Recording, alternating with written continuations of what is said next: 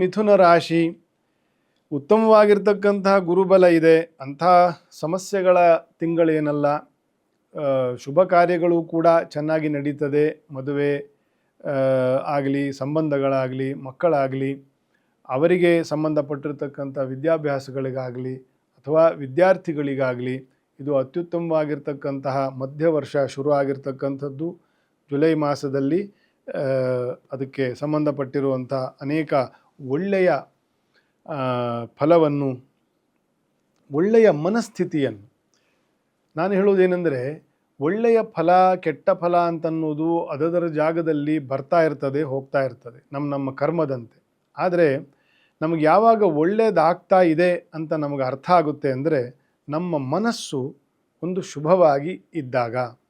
ಅದನ್ನು ಅಬ್ಸರ್ವ್ ಮಾಡಿಕೊಳ್ಬೇಕು. ಯಾಕೆಂದರೆ ಮನಸ್ಸು ನಾವಲ್ಲ, ಮನಸ್ಸಿನ ಮೂಲಕ ನಮಗೆ ಪ್ರಪಂಚದ ಅರಿವಾಗ್ತದೆ ಅಂತ ನಾವೆಲ್ಲ ಬಲ್ಲವು. ಹಾಗಾಗಿ ಯಾವಾಗೆಲ್ಲ ನಮಗೆ ಒಂದು ಮನಸ್ಸಿನ ಶಾಂತಿ ಇರ್ತದೆ, ಪ್ರಸನ್ನತೆ ಇರ್ತದೆ, ಒಂದು ಆ್ಯಕ್ಟಿವಿಟಿ, ಪ್ರೋ ಆ್ಯಕ್ಟಿವ್ ಅಂತ ಏನು ಹೇಳ್ತೀವಿ, ಆ ರೀತಿ ನಮ್ಮ ಮನಸ್ಸು ಇದ್ದಾಗ ನಮಗೇನೋ ಒಳ್ಳೆಯದಾಗ್ತಾ ಇದೆ ಅಥವಾ ಏನೋ ಒಳ್ಳೆಯದಾಗುತ್ತೆ ಅಂತ ಅನ್ನೋದನ್ನು ನಾವು ಕಾಣ್ತೇವೆ. ಸೊ ಎಲ್ಲ ಒಳಿತಿಗೆ ದ್ವಿತೀಯ ಭಾವವು, ಚತುರ್ಥ ಭಾವವು, ಸಪ್ತಮ ಭಾವವು ಜ್ಯೋತಿಷ್ಯದಲ್ಲಿ ಬಹಳ ಇಂಪಾರ್ಟೆಂಟ್ ಸ್ಥಾನಗಳು. ಎಲ್ಲ ಒಳಿತಿಗೆ ಮಾನಸಿಕ, ದೈಹಿಕ, ಆಲೋಚನೆ, ವಾಕ್, ಮಾತು ಕೊಡ್ತಕ್ಕಂಥದ್ದು, ಮಾತು ಪಡಿತಕ್ಕಂಥದ್ದು, ಆದಾಯ ಗಳಿಸ್ತಕ್ಕಂಥದ್ದು, ಕೊಡ್ತಕ್ಕಂಥದ್ದು, ಅಭಯ, ರಕ್ಷೆ, ವಿದ್ಯೆ, ಮಂತ್ರ, ಮಂತ್ರಿ ಅಂದರೆ ನಮಗೆ ಬೇಕಾಗಿರ್ತಕ್ಕಂಥ ಸಮರ್ಥ ಜನರು, ಇದೆಲ್ಲಕ್ಕೂ ಕಾರಣ 2ನೇ ಮನೆ, 4ನೇ ಮನೆ, 7ನೇ ಮನೆಗಳು. ಹಾಗಾಗಿ 2ನೇ ಮನೆಯಲ್ಲೇ ಉಚ್ಚ ಗುರುವಿನ ಸಂಚಾರ ಶುರು ಆಗಿರ್ತಕ್ಕಂತಹ ಜಸ್ಟ್ 2ನೇ ತಿಂಗಳಲ್ಲಿ ಇದ್ದೀವಿ ಮಿಥುನ ರಾಶಿಯವರಿಗೆ. ಅದು ಒಳ್ಳೆಯ ಫಲವನ್ನು ನಿರೀಕ್ಷೆ ಮಾಡ್ತಕ್ಕಂಥ, ಪಡಿತಕ್ಕಂತಹ ತಿಂಗಳಿದೆ.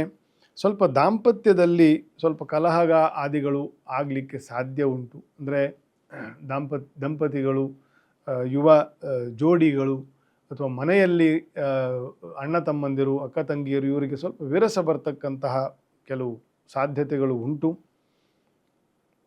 ಮಿಥುನ ರಾಶಿಯವರಿಗೆ ಸ್ವಲ್ಪ ಅದರ ಬಗ್ಗೆ ಜಾಗರೂಕವಾಗಿ ಇರಬೇಕು. ಹಾಗಾಗಿ ಶ್ರೀನಿವಾಸ ದೇವರ ಸೇವೆಯನ್ನು ತುಳಸಿ ಅರ್ಚನೆಯಿಂದ, ನಮಸ್ಕಾರ, ಪ್ರದಕ್ಷಿಣೆ ನಮಸ್ಕಾರ ಸೇವೆಯಿಂದ ಮಿಥುನ ರಾಶಿಯವರು ಮುಂದುವರೆದರೆ ಬಹಳ ಮಂಗಲಕರ. ಮುಂದೆ ಸಾಗ್ತಾ ಕರ್ಕ ರಾಶಿ. ಯಾವುದೇ ಸುದ್ದಿಯ ಅಪ್ಡೇಟ್ ಅನ್ನ ಮಿಸ್ ಮಾಡ್ಕೊಳ್ಬಾರ್ದು ಅಂದ್ರೆ ಈಗ್ಲೇ ಒನ್ ಇಂಡಿಯಾವನ್ನ ಸಬ್ಸ್ಕ್ರೈಬ್ ಮಾಡಿ. ನಿಮಗೆ ಬೇಕಾದ ಭಾಷೆಯಲ್ಲಿ ಎಲ್ಲಾ ಸುದ್ದಿ ತಿಳಿಬೇಕು ಅಂದ್ರೆ ಒನ್ ಇಂಡಿಯಾ ಆಪ್ ಅನ್ನ ಡೌನ್ಲೋಡ್ ಮಾಡ್ಕೊಳ್ಳಿ.